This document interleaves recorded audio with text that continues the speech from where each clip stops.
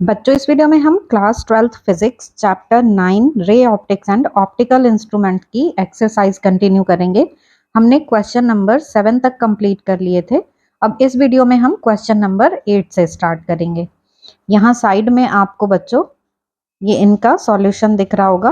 Hand written solution है, means detailed calculation है इसमें, तो आपको कहीं कोई प्रॉब्लम नहीं आएगी अगर आप खुद से भी ये एक्सरसाइज करेंगे तो। इसी तरीके से hand written notes, formula sheets सभी आपको मिल सकते हैं।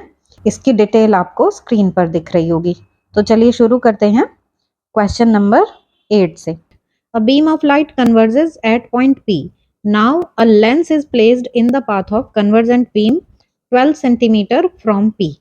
At what point does the beam converge if the lens is A part a convex lens of focal length 20 centimeter, B part a concave lens of focal length 16 centimeter। बच्चों question में क्या given है कि beam of light है जो converge हो रही है पी पॉइंट पर। सपोज ये पी पॉइंट है और इस तरीके से रेज आ रही हैं, पी पॉइंट पे कन्वर्ज हो रही हैं। अब एक लेंस रख दिया जाता है इस पी पॉइंट से 12 सेंटीमीटर की डिस्टेंस पर। ए पार्ट के लिए ये लेंस है कॉन्वेक्स लेंस, तो इसका ए पार्ट लेते हैं फॉर कॉन्वेक्स लेंस। अगर कॉन्वेक्स लेंस रख देंगे पी पॉइंट से 12 सेंटीमीटर की डिस्टेंस पर, तब ये रेज कहाँ जाकर मिलेंगी ये हमें बताना है। कहाँ जाकर मिलेंगी मतलब फाइनल इमेज कहाँ बनेगी। ये क्वेश्चन थोड़ा सा अलग है बच्चों, क्योंकि यहाँ जब हम ऐसे कॉन्वेक्स लेंस रखते हैं तो अब ये जो पॉइंट P है जिस पर की रेज लेंस नहीं होने पर मिल रही थी, ये पॉइंट P इस लेंस के लिए वर्चुअल ऑब्जेक्ट का काम करेगा। हमने जो अभी तक पढ़ा है उसमें क्या होता है, ऑब्जेक्ट रखा रहता है लेफ्ट साइड में, U की वैल्यू नेगेटिव होती है और ऑब्जेक्ट रियल होता है। लेकिन यहाँ पर क्या है कि ये रेज P पर मिल रही थी, हमने लेंस रख दिया, अब हमें बताना है कि ये रेज कहाँ पर मिलेंगे। तो कॉन्वेक्स लेंस के लिए देखें, लेंस की डिस्टेंस इस P पॉइंट से हमें गिवन है 12 सेंटीमीटर। तो P पॉइंट वर्चुअल ऑब्जेक्ट का काम कर रहा है। लेंस रखने के बाद हम इसको ऐसे डॉटेड लाइन में बना लेते हैं कि इस जगह पर रेज आके मिल रही थी, मतलब ये वर्चुअल ऑब्जेक्ट है। तो U इज इक्वल टू है 12 सेंटीमीटर, और हम इसको माइनस नहीं लेंगे, प्लस लेंगे, ये ध्यान देंगे। फोकल लेंथ हमें इसकी गिवन है 20 सेंटीमीटर। हमें क्या फाइंड करना है, V की वैल्यू फाइंड करनी है। तो अब फॉर्मूला हम लेंस का लगा देंगे, 1/f is equal to 1/v minus 1/u। यहाँ पर हम वैल्यूज रख देते हैं, 1/f मीन्स 20, 1/v, v हमें फाइंड करना है, 1/u 12। तो इससे 1/v की वैल्यू हो जाएगी 1/20 प्लस 1/12। एलसीएम आ गया इसका 60, 12 5 60, तो 8/60। तो v इज इक्वल टू 60/8, या हम इसको 15/2 या फिर 7.5 सेंटीमीटर ये लिख सकते हैं। तो v की वैल्यू आ गई 7.5 सेंटीमीटर, मीन्स 7.5 सेंटीमीटर की डिस्टेंस पर ये रेज कन्वर्ज हो जाएंगी। अभी ये टोटल डिस्टेंस कितनी है, ये यहाँ से यहाँ तक है 12 सेंटीमीटर, तो 7.5 कहीं ऐसे कम वैल्यू आएगी, तो मीन्स जो रेज हैं अब वो पहले ही मिल जाएंगी, यहाँ पर ही आके रेज मिल जाएंगी। सपोज ये डिस्टेंस है 7.5, तो अब रेज यहाँ तक आई और ऐसे बेंड हो गई, ये ऐसे आई और इधर बेंड हो गई, तो मीन्स अब ये यहाँ पर इमेज बनाएंगे। ठीक है, अब ऐसा क्यों हुआ, कॉन्वेक्स लेंस की नेचर क्या है, कन्वर्जिंग है, तो इसने रेज को कन्वर्ज कर दिया, इसलिए वो पहले ही मिल गई।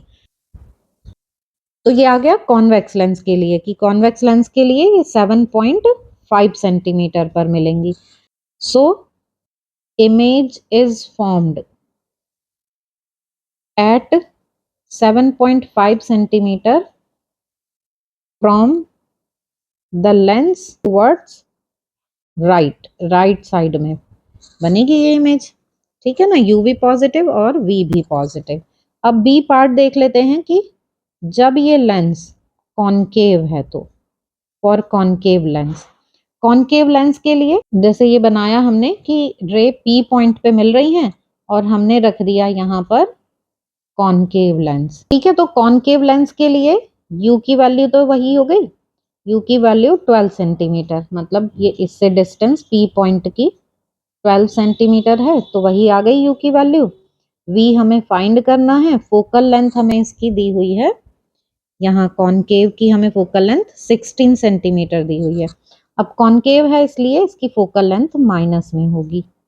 फिर से हम वही फॉर्मूला लगा देते हैं, 1/f is equal to 1/v minus 1/u, और 1/-16 is equal to 1/v minus 1/12। तो 1/v की वैल्यू आ गई -1/16 प्लस 1/12। अब इन दोनों का एलसीएम 48 आ गया, 16 3 जा 48, 12 4 जा 48, तो 1/v इज इक्वल टू आ गया 1/48। तो इससे v की वैल्यू आ गई 48 सेंटीमीटर। तो ये 12 सेंटीमीटर पर मिल रही थी पहले, अब जाकर मिलेंगी ये 48 पर, इसका मतलब ये कहीं दूर जाकर मिलेंगी। यहाँ पर जाके सपोज p डैश पे मिल रही हैं और ये डिस्टेंस है 48 सेंटीमीटर। तो फाइनल इमेज कहाँ बनेगी अब? 48 सेंटीमीटर पर p डैश पर, तो इसको ही लिख लेते हैं, क्या ना। तो अब भी इमेज राइट साइड में ही बनेगी और दूर जाकर बनेगी। तो आपको ये क्वेश्चन समझ में आ गया होगा बच्चों। क्वेश्चन देखते हैं अब। An object of size 3 centimetre is placed 14 centimetre in front of a concave lens of focal length 21 centimeter. Describe the image produced by the lens. What happens if the object is moved further away from the lens? तो बच्चों direct फॉर्मूले पर based question है ये। यहाँ पर हमें object का साइज गिवन है, ऑब्जेक्ट की डिस्टेंस गिवन है, लेंस की फोकल लेंथ गिवन है, इमेज प्रोड्यूस्ड के बारे में हमें बताना है, मतलब हमें उसकी पोजीशन बतानी है, उसकी नेचर बतानी है, मैग्निफिकेशन भी हम यहाँ पर फाइंड कर सकते हैं, और लास्ट में ये बताना है कि अगर ऑब्जेक्ट को लेंस से दूर ले जाएं तो क्या होगा। तो देखते हैं इसका आंसर, जो हमें गिवन है उसे लिख लेते हैं। u is equal to -14 centimetre, object का size means height of object 3 centimetre, focal length of concave में तो ये माइनस में लेंगे 21 centimetre. Describe the image produced means हमें v फाइंड करना है, तो हम यहाँ पर लेंस फॉर्मूला ही यूज कर लेंगे, 1/f is equal to 1/v minus 1/u। अब हम इसमें वैल्यूज रख देते हैं। 1/-21 is equal to 1/v minus 1/-14।